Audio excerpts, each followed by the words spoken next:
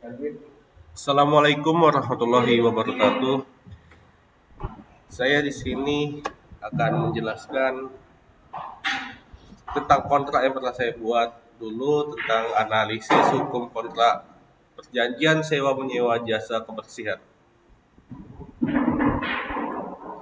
Kita masuk saja ke latar belakang perjanjian sewa menyewa jasa kebersihan antara pihak pertama atau penyewa jasa dan pihak kedua penyedia jasa.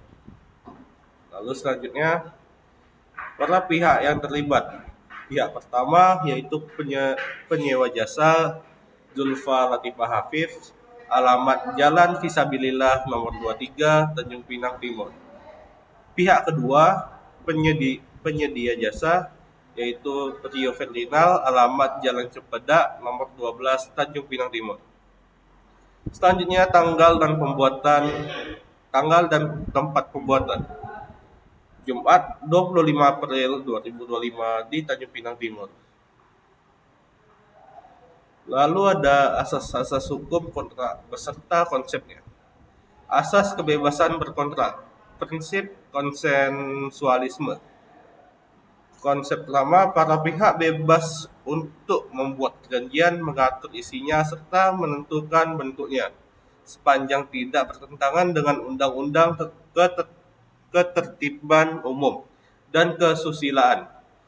Lalu, penerapan pada kontrak terlihat dari kesepakatan para pihak untuk mengadakan perjanjian sewa menyewa jasa dengan ketentuan yang mereka sepakati bersama. Selanjutnya, asas konsensualisme. Konsepnya, perjanjian lahir sejak adanya kesepakatan dari pihak tanpa memerlukan formalitas tertentu.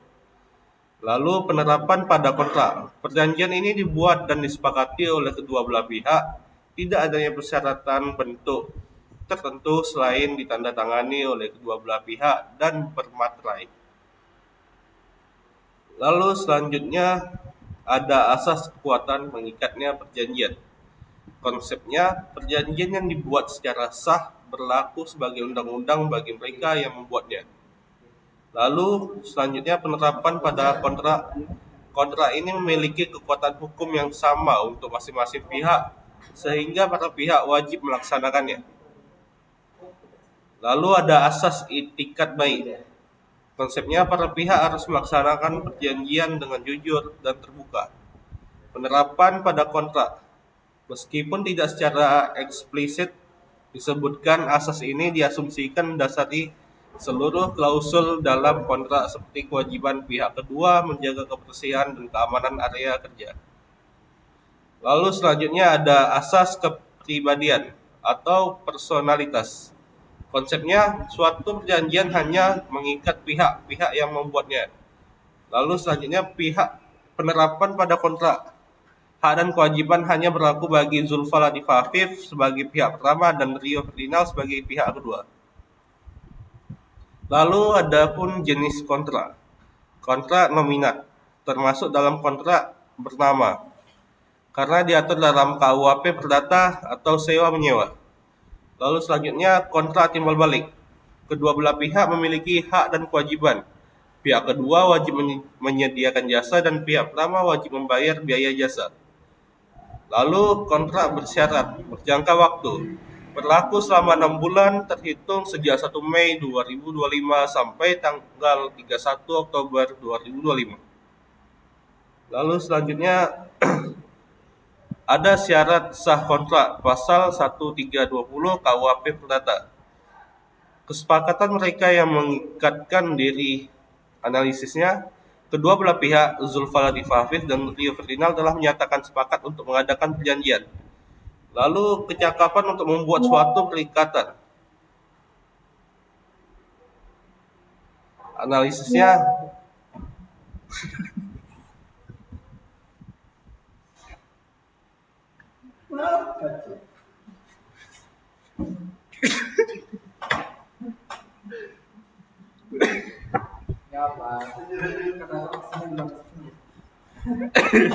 kecakapan untuk membuat perikatan. Analisis. Nama dan nomor KTP kedua belah pihak Dicantumkan mengidentifikasi mereka adalah subjek hukum yang untuk membuat perjanjian. Suatu hal tertentu. Analisis. Objek perjanjian adalah jasa kebersihan kantor dengan biaya dan jangka waktu yang jelas. Selanjutnya, suatu sebab dan halal. Analisisnya, perjanjian ini bertujuan untuk menyediakan jasa kebersihan yang merupakan kegiatan yang legal dan tidak bertentangan dengan hukum. Unsur-unsur pada kontrak. Yang pertama, unsur esensialia. Yang kedua, unsur naturalia. Yang ketiga, unsur aksidentalia. Lalu selanjutnya tahapan penyusunan kontrak. Pranegosiasi atau identifikasi kebutuhan. Analisisnya, adanya kebutuhan pihak pertama akan jasa kebersihan dan kesediaan pihak kedua untuk menyediakan jasa. Yang kedua, negosiasi. Analisisnya diasumsikan para pihak telah bernegosiasi mengenai ruang lingkup jasa, jangka waktu, biaya, serta hak dan kewajiban. Tahapan penyusunan kontrak. Penyusunan draft kontrak. Analisisnya, draft kontrak ini telah dibuat dengan mencakup identitas para pihak, objek perjanjian, hak dan kewajiban, serta penyelesaian sengketa. Peninjauan dan revisi, review and revision. Analisisnya, kontrak sudah final dan siap ditandatangani. 5. Penandatanganan. Analisisnya, kontrak ditandatangani pada tanggal 25 April 2025 dengan materai 10.000. Teknik penyusunan kontrak. 1. Struktur jelas. Kontrak dibagi ke dalam pasal-pasal yang mengatur berbagai aspek. Ruang lingkup jasa, jangka waktu, biaya, dan pembayaran. Hak dan kewajiban, penyelesaian, perselisihan, dan penutup. Bahasa lugas dan jelas. Menggunakan bahasa yang mudah dipahami dan tidak menimbulkan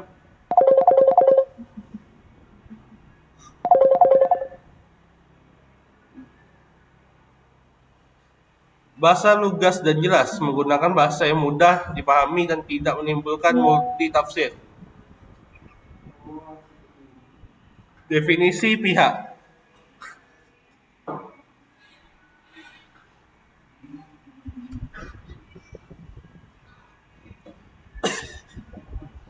Penggunaan pihak pertama dan pihak kedua untuk memudahkan rujukan.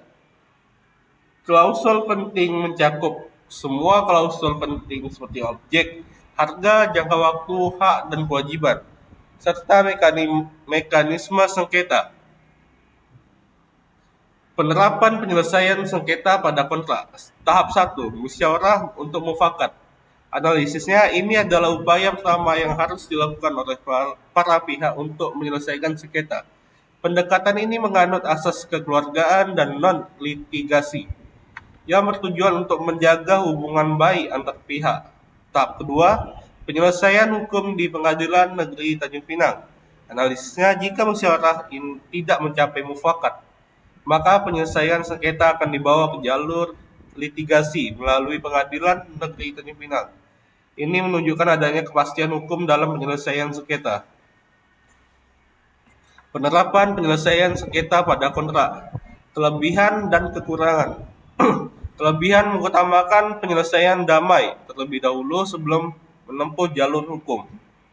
Kedua, kekurangan. Tidak mencantumkan alternatif penyelesaian sengketa lainnya seperti mediasi atau arbitrase di luar pengadilan yang mungkin bisa lebih cepat dan efisien. Analisis hukum lainnya. Kewajiban bermaterai. Kontrak dibuat materai 10.000 sesuai dengan ketentuan undang-undang yang berlaku untuk memberikan kekuatan pembuktian. Kedua, kerahasiaan dan keamanan.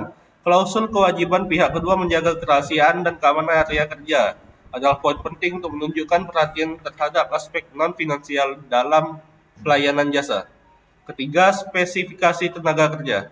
Kewajiban menyediakan 2 orang tenaga kerja setiap hari, menunjukkan tingkat detail dalam layanan yang diharapkan. 4. Kewajiban penyediaan perlengkapan.